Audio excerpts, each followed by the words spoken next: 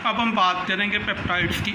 Amino acid जो structural सब unit होते हैं प्रोटीन्स के, बहुत सारे अमीनो एसिड आपस में ज्वाइन होते हैं थ्रू अमाइड बॉन्ड। उसके नतीजे में लार्ज मॉलिक्यूल्स फॉर्म होते हैं जिनको हम पेप्टाइड्स या प्रोटीन्स कहते हैं। पेप्टाइड्स जो हैं वो डिफरेंट तरह के हो सकते हैं। मसलन हम कहते हैं कि दो अमीनो एसिड आपस में जुड़े हुए हैं तो हमने कह दिया ये डाईपेप्टाइड है। इसी तरह अगर तीन अमीनो एसिड आपस में ज्वाइन होते हैं थ्रू अमाइड बॉन्ड तो हमने कह दिया ट्राईपेप्टाइड। और अगर बहुत ज़्यादा अमीनो एसिड आपस में जुड़े हुए हैं थ्रू अमाइड बॉन्ड तो हमने कह दिया पॉलीपेप्टाइड। और अगर इवन ज़्यादा तादाद हो अमीनो एसिड की जो आपस में जुड़े हुए हैं तो इस तरह के पॉलीमर को फिर हम प्रोटीन कहते हैं। ये एक डाईपेप्टाइड मैंने शो करवाया हुआ है। इसमें आप देखें कि दो अमीनो एसिड जो हैं वो आपस में जुड़े हुए हैं, इधर से एक अमीनो एसिड और इधर से एक amino acid, they are join together और उसके नतीजे में एक ये वाला डाईपेप्टाइड जो है वो फॉर्म हुआ है। तो ये आपस में जुड़ते किस तरह से हैं, यानी इनके दरमियान लिंकेज की नोयत जो है वो किस तरह से है। ये जो चीज़ क्रॉस की, ये जो सर्कल की हुई है, ये वाला जो है वो अमाइड बॉन्ड है, यानी एक अमीनो एसिड की तरफ से कार्बोक्सिल ग्रुप और दूसरे अमीनो एसिड की तरफ से अमीनो ग्रुप, ये आपस में जुड़ते हैं और इसके नतीजे में पानी का एक मॉलिक्यूल रिलीज़ हो जाता है। तो ये जो CONH बॉन्ड फॉर्म होता है, इस बॉन्ड को हम अमाइड बॉन्ड कहते हैं। और इसी बॉन्ड की वजह से बहुत सारे अमीनो एसिड जो हैं वो आपस में ज्वाइन होते जाएंगे, यानी हर दफ़ा ये होगा कि एक अमीनो एसिड की तरफ से कार्बोक्सिल ग्रुप और दूसरे अमीनो एसिड की तरफ से अमीनो ग्रुप, ये आपस में ज्वाइन होते जाएंगे और उसके नतीजे में चेन जो है वो बड़ी से बड़ी होती जाएगी। अब हम कहते हैं कि जो पॉलीपेप्टाइड्स होते हैं और प्रोटीन्स होते हैं, इन दोनों के अंदर अमीनो एसिड्स की तादाद जो है वो बहुत ज़्यादा होती है और इनके आपस में जुड़ने के नतीजे में एक लॉन्ग लीनियर चेन जो है वो फॉर्म होती है। लेकिन प्रोटीन हम तभी इनको कहते हैं जब अमीनो एसिड की तादाद 40 से ज़्यादा हो, यानी अगर तो अमीनो एसिड की तादाद कम हो तो फिर हम उसको हम पॉलीपेप्टाइड कहेंगे, और अगर अमीनो एसिड की तादाद मोर देन 40 हो जाए तो फिर हम कहना स्टार्ट कर देते हैं कि ये प्रोटीन है। यानी प्रोटीन जो है वो एक लार्ज स्ट्रक्चरल यूनिट है जो कि जिसका मॉलिक्यूलर मास जो है वो काफ़ी ज़्यादा होता है। तो बॉन्ड की अब हम बात कर रहे थे कि जो बॉन्ड की नोयत होती है वो किस तरह का बॉन्ड होता है, अमाइड बॉन्ड, जिसमें CONH बॉन्ड जो होता है जिसको हम अमाइड बॉन्ड कहते हैं। तो प्रोटीन्स के अंदर ये वाला बॉन्ड जिसको हम अमाइड बॉन्ड कहते हैं, इसको हमने एक स्पेसिफिक नाम दिया हुआ है पेप्टाइड बॉन्ड का। मैं रिपीट करता हूँ कि अमाइड बॉन्ड जो होता है इसको हम पेप्टाइड बॉन्ड भी कहते हैं जब हम बात कर रहे होते हैं प्रोटीन्स की। और जो लार्ज पॉलीमर बन रहा होता है उसके अंदर जो इंडिविजुअल अमीनो एसिड आपको नज़र आ रहे होते हैं उनको हम कहते हैं कि ये अमीनो एसिड रेजिड्यूज हैं, यानी बहुत सारे अमीनो एसिड्स आपस में जुड़ते जाते हैं एक सीक्वेंस के अंदर और उसके नतीजे में प्रोटीन्स बन रही होती है। तो वो जो इंडिविजुअल अमीनो एसिड्स होते हैं उनको हम कहते हैं ये रेजिड्यू अमीनो एसिड्स हैं, अमीनो एसिड रेजिड्यूज हैं।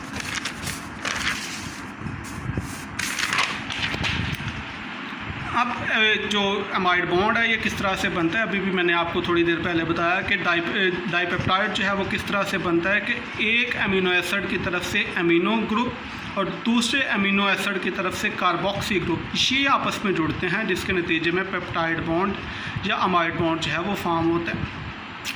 अब देखें कि हर अमीनो एसिड जो है, पहले भी हमने बात की कि ये बाईफंक्शनल ग्रुप होता है, तो हर अमीनो एसिड के अंदर अमीनो ग्रुप के साथ साथ कार्बोक्सी ग्रुप भी मौजूद होता है।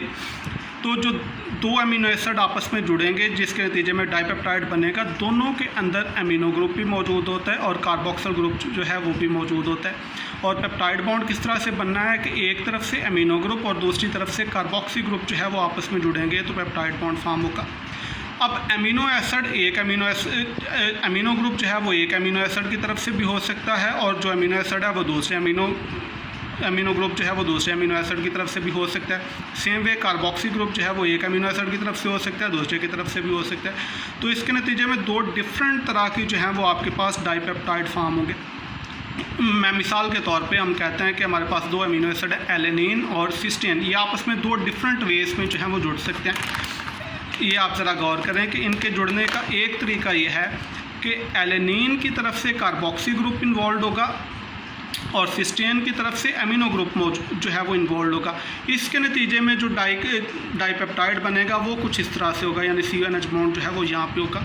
तो ये डाईपेप्टाइड जो है इसका सीक्वेंस क्या होगा कि एलेनिन और सिस्टीन जो है वो आपस में जुड़े हुए हैं। मैं रिपीट करता हूँ कि ये डाइपेप्टाइड किस तरह से बना है कि इसमें एलेनिन की तरफ से कार्बोक्सी ग्रुप इन्वॉल्व है और सिस्टीन की तरफ से अमीनो ग्रुप जो है वो इन्वॉल्व है, तो इसके नतीजे में ये डाइपेप्टाइड बना है।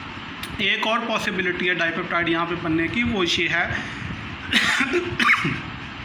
कि सिस्टीन की तरफ से कार्बोक्सी ग्रुप इन्वॉल्व हो और एलेनिन की तरफ से अमीनो ग्रुप जो है वो इन्वॉल्व हो, तो उसके नतीजे में जो डाइपेप्टाइड बनेगा वो ये वाला होगा। यानी अब जो सीक्वेंस होगा वो क्या होगा, सिस्टीन और एलेनिन। यानी सिस्टीन और एलेनिन जो है ये दो डिफरेंट वेज में जुड़ के दो डिफरेंट डाइपेप्टाइड्स जो हैं वो फॉर्म कर सकते हैं। एक के अंदर कार्बोक्सिल ग्रुप जो है वो एलेनिन का इन्वॉल्व होगा और दूसरे के अंदर कार्बोक्सिल ग्रुप जो है वो सिस्टीन का इन्वॉल्व होगा। और सीक्वेंस क्या होगा, एक में एलेनिन सिस्टीन का सीक्वेंस होगा और दूसरे के अंदर सिस्टीन एलेनिन का सीक्वेंस होगा। और ये दोनों डाइपेप्टाइड जो बने हैं ये दोनों आपस में कॉन्स्टिट्यूशनल आइसोमर्स हैं। यानी ये इसके नतीजे में जो डाइपेप्टाइड बनेंगे, दो डिफरेंट डाइपेप्टाइड्स बनेंगे, ये दोनों के दोनों जो हैं वो कॉन्स्टिट्यूशनल आइसोमर्स हैं। मैं रिपीट करता हूँ इस बात को कि मैं क्या कह रहा हूँ कि दो अमीनो एसिड जब आपस में जुड़ के डाइपेप्टाइड फॉर्म करते हैं तो डाइपेप्टाइड बनने की दो पॉसिबिलिटीज़ होती हैं। एक पॉसिबिलिटी कि अमीनो ग्रुप एक अमीनो एसिड का हो और कार्बोक्सिलिक ग्रुप जो है वो दूसरे अमीनो एसिड का हो, और दूसरी पॉसिबिलिटी ये होती है कि पहले में जिसका कार्बोक्सी ग्रुप इन्वॉल्व था उसमें अब अमीनो हो और जिसका अमीनो ग्रुप इन्वॉल्व था उसमें अब कार्बोक्सी ग्रुप जो है वो इन्वॉल्व हो। और इसके नतीजे में ये जो दो डाइपेप्टाइड बनते हैं ये दोनों आपस में कॉन्स्टिट्यूशनल आइसोमर्स हैं। अब आपको दो तरह के अमीनो एसिड्स जो हैं वो नज़र आएंगे जो फाइनल जो है वो डाइपेप्टाइड बनेगी। मिसाल के तौर पे आप देखें कि ये दो जो डाइपेप्टाइड बना हुआ है इसमें एक तरफ से एन टर्मिनल अमीनो एसिड है और दूसरी तरफ से कार्बन टर्मिनल जो है वो अमीनो एसिड है।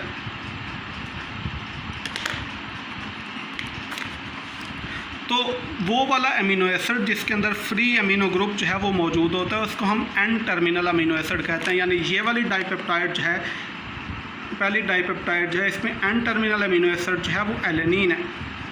और इसी तरह वो वाला अमीनो एसिड जिसके अंदर फ्री कार्बोक्सी ग्रुप होता है उसको हम free carbon terminal amino acid कहते हैं। यानी इसी डाइपेप्टाइड के अंदर जो कार्बन टर्मिनल अमीनो एसिड है वो सिस्टीन है। और ये वाला जो डाइपेप्टाइड है इसके अंदर एन टर्मिनल अमीनो एसिड जो है वो सिस्टीन है जबकि कार्बन टर्मिनल अमीनो एसिड जो है वो एलेनिन है।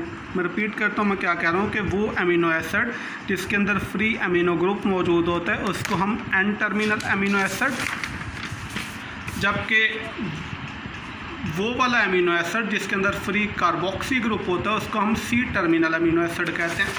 मैं ये बात आपको दोबारा से एक दफ़ा शो करवाता हूँ कि ये वाला जो डाइपेप्टाइड बना हुआ है इसके अंदर एन टर्मिनल अमीनो एसिड जो है वो एलेनिन, जबकि सी टर्मिनल अमीनो एसिड जो है वो सिस्टीन है। जबकि इस डाइपेप्टाइड के अंदर N terminal amino acid cysteine जबकि सी टर्मिनल अमीनो एसिड जो है वो एलेनिन है।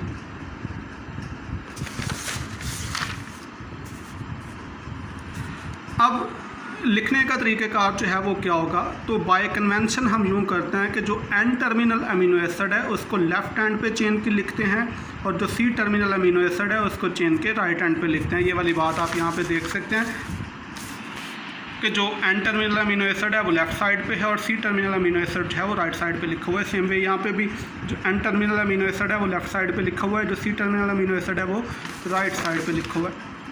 तो अब जबकि हमने बात कर ली कि बहुत सारे अमीनो एसिड जो हैं वो आपस में पेप्टाइड बॉन्ड के थ्रू जुड़ते जाते हैं जिसके नतीजे में पॉलीपेप्टाइड्स और प्रोटीन्स बनते हैं। यानी अमीनो एसिड अगर 40 से ज़्यादा हों तो फिर हम उनको प्रोटीन्स कहना शुरू कर देते हैं।